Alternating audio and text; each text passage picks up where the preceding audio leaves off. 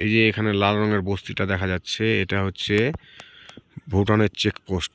আর আমরা আছি এখন একদম পুরো ভুটানের একদম বর্ডারের কাছে, একদম পুরো একদম দেখুন আপনার ওই যে সব দূরে ওই বস্তিগুলো দেখা যাচ্ছে যেগুলো, সেইগুলো হচ্ছে পুরো ভুটানের মধ্যে পড়ছে ওগুলো।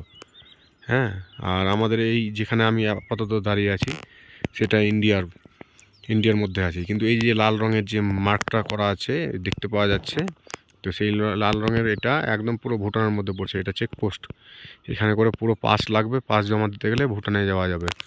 বুঝতে পারলে? এখানকার একদম কি বলবো, এখান থেকে প্রচুর বস্তু দেখা যাচ্ছে, হয়তো মোবাইলের কারণে সেরকমভাবে আসছে না।